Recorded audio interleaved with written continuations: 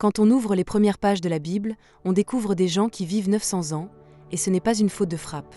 Adam, par exemple, vit 930 ans, Genèse chapitre 5, verset 5. Et que dire de Mathusalem, recordman toute catégorie confondue avec 969 ans, Genèse chapitre 5, verset 27. Ces chiffres semblent surréalistes aujourd'hui. Est-ce que l'eau était bio à l'époque? Ou le climat ultra pur? Dans cette vidéo, nous allons explorer, Bible en main, les raisons spirituelles, théologiques et contextuelles possibles de ces âges d'antan. Accroche-toi à ta canne, de berger, c'est parti pour une promenade dans le temps. Au commencement, Dieu créa un monde très bon, Genèse chapitre 1, verset 31. La terre n'était pas polluée, l'environnement était idéal, et surtout, l'homme n'était pas encore sujet à la corruption physique. Adam et Ève vivaient dans un état de perfection. On peut logiquement penser que cette perfection se reflétait dans la longévité humaine. Il n'y avait ni fast-food ni stress des embouteillages. Dieu avait donné à l'homme un corps parfait, capable de durer. C'est donc dans ce contexte d'harmonie et de proximité divine que l'humanité commence son existence, avec une batterie conçue pour tenir plusieurs siècles. Avant la chute, l'homme avait accès à l'arbre de vie, Genèse chapitre 2, verset 9. Cet arbre symbolisait la vie éternelle. Après leur désobéissance, Adam et Ève furent chassés du jardin d'Éden pour qu'ils n'en mangent pas, Genèse chapitre 3, verset 22. Imagine, si l'arbre de vie donne l'immortalité, le fait d'être éloigné de lui a commencé à réduire la longévité humaine. Dieu disait qu'ils ne tendent pas la main et ne vivent éternellement, Genèse chapitre 3, verset 22. Donc, les longues vies post-Éden sont des restes d'un capital génétique robuste, mais en déclin. C'est un peu comme des piles qui s'usent lentement. Les premiers humains étaient littéralement issus des mains de Dieu, Genèse chapitre 2, verset 7. Pas de mutation génétique, pas de maladie héréditaire, une génétique pure et quasi parfaite. On peut considérer qu'Adam, Ève et leurs descendants immédiats avaient un capital biologique extraordinaire. C'est comme si ton arrière-arrière-arrière-grand-père avait un système immunitaire en titanium. Cette pureté originelle a permis des âges comme ceux d'Héno, 905 ans, Kénan, 910 ans, ou Jared, 962 ans, Genèse chapitre 5. Mais à chaque génération, une petite baisse s'est produite, une sorte de dégradation lente mais inévitable. L'entrée du péché dans le monde n'a pas seulement séparé l'homme de Dieu, elle a aussi commencé à affaiblir le corps humain. Romains chapitre 5, verset 12 dit « Par un seul homme le péché est entré dans le monde, et par le péché la mort ». Le péché n'est pas juste une notion morale, il a un impact réel sur la condition humaine. Dieu a même déclaré après le déluge « Les jours de l'homme seront de 120 ans », Genèse chapitre 6, verset 3. C'est un vrai tournant. Les âges bibliques vont commencer à dégringoler sérieusement après cela. Le péché a donc limité l'espérance de vie, physiquement et spirituellement. Noé a vécu 950 ans, Genèse chapitre 9, verset 29, ce qui fait de lui l'un des derniers grands longévifs. Il a vu un monde changer radicalement, avant et après le déluge. Le climat, les habitudes, les relations humaines, tout a changé. Le déluge a probablement modifié l'environnement, atmosphère, terre, ressources. À partir de Noé, les âges chutent en flèche. Son fils Sem vit seulement 600 ans, Genèse chapitre 11, verset octobre 2011, puis ses descendants tombent à 400, puis à 200. L'effet domino est enclenché. Dieu amorce ainsi un réajustement divin pour rapprocher l'homme de sa condition réelle post-chute. Abraham vit 175 ans, Genèse chapitre 25, verset 7. Pour nous, c'est incroyable. Pour l'époque, c'est un âge modeste. Pourtant, Dieu le bénit abondamment, lui promettant une postérité aussi nombreuse que les étoiles, Genèse chapitre 15, verset 5. On voit ici une transition. Dieu n'accorde plus une vie longue comme critère principal, mais une vie de foi. Le cœur compte plus que les années.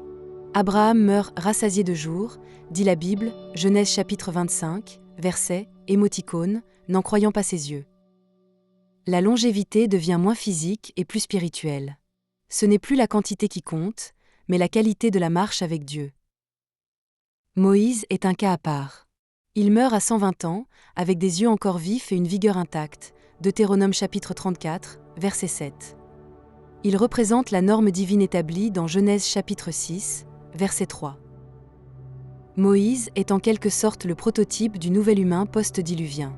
Et Dieu lui parle face à face. Exode chapitre 33, verset 11. Son âge n'est plus une question de biologie, mais de relation avec Dieu. Et ce chiffre de 120 ans reste une référence universelle, même dans notre monde moderne où l'espérance de vie dépasse rarement 100 ans. Moïse, c'est l'exemple du serviteur fidèle jusqu'au bout. David, homme selon le cœur de Dieu, 1 Samuel chapitre 13, verset 14, meurt à 70 ans, 2 Samuel chapitre 5, versets 4 à 5.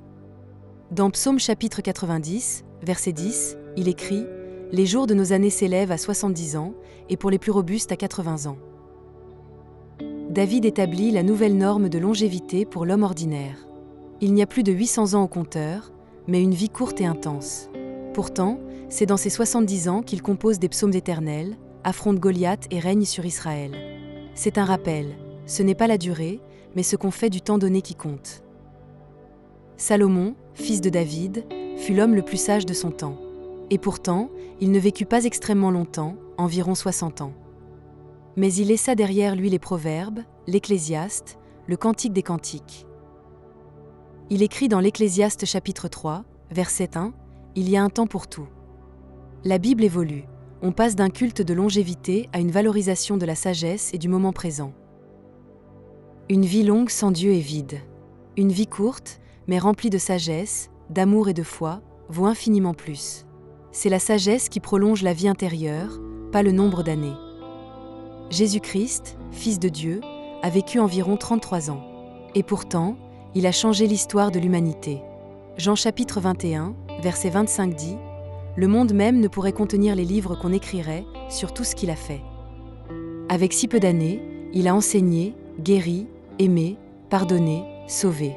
Sa résurrection est la promesse d'une vie éternelle pour ceux qui croient. Ainsi, dans la perspective chrétienne, la durée de vie terrestre perd son sens face à l'éternité. Ce n'est plus combien d'années, mais quelle éternité. Jésus renverse la logique. Une vie brève peut produire une éternité de salut. L'apôtre Paul parle souvent de la vie comme une course. Dans 2 Timothée chapitre 4, verset 7, « J'ai combattu le bon combat, j'ai achevé la course, j'ai gardé la foi. » Paul ne parle jamais d'années, mais d'accomplissement. Il a voyagé, prêché, écrit des épîtres enflammées. Sa vie n'a pas été longue, mais pleine.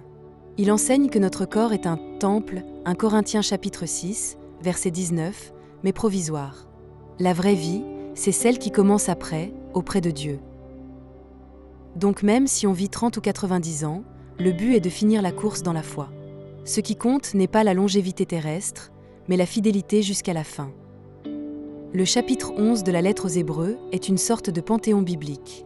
On y cite Abel, Noé, Abraham, Moïse, etc. Ce qui les rend célèbres n'est pas leur âge, mais leur foi. Hébreux chapitre 11, verset 13, « C'est dans la foi qu'ils sont tous morts, sans avoir obtenu les choses promises. » Ils ont vécu longtemps, parfois, oui, mais c'est leur foi qui leur a valu l'approbation divine. Même ceux qui ont vécu peu ont été grands aux yeux de Dieu. On comprend que la foi transcende le temps. Ce n'est pas une montre qu'on porte, mais une couronne qu'on attend. Tite chapitre 1, verset 2 parle de l'espérance de la vie éternelle, promise avant tous les siècles. Dieu ne nous a pas créés pour vieillir, souffrir, puis disparaître. Le plan initial était l'éternité. Jésus nous a rachetés pour cela. Apocalypse chapitre 21, verset 4 promet « Il essuiera toute larme, il n'y aura plus de mort. » Ainsi, même si aujourd'hui nous vivons 80 ans en moyenne, les croyants ont l'assurance d'une vie éternelle. Alors oui, Mathusalem a vécu 969 ans, mais toi, tu es destiné à vivre pour l'éternité. C'est mieux, non? Même si nous ne vivons plus 900 ans, la Bible donne encore des conseils pour une longue vie. Proverbe chapitre 3, versets 1 à 2 dit « Mon fils, n'oublie pas mes enseignements, car ils prolongeront les jours et les années de ta vie. » Craindre Dieu, respecter ses commandements, avoir un cœur joyeux, éviter la haine, tout cela contribue à une vie saine et prolongée. Pas besoin d'élixir magique, mais d'un cœur en paix, tourné vers Dieu.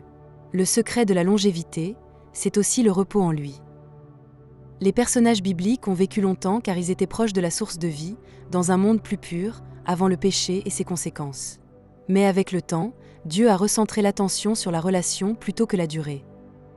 Aujourd'hui, ta vie peut ne durer que 70 ou 90 ans, mais si elle est vécue avec Dieu, elle portera des fruits éternels. Et puis, la vraie promesse biblique, c'est la vie éternelle, pas une longévité terrestre record. Alors vis bien, aime beaucoup, et garde la foi, le meilleur est à venir.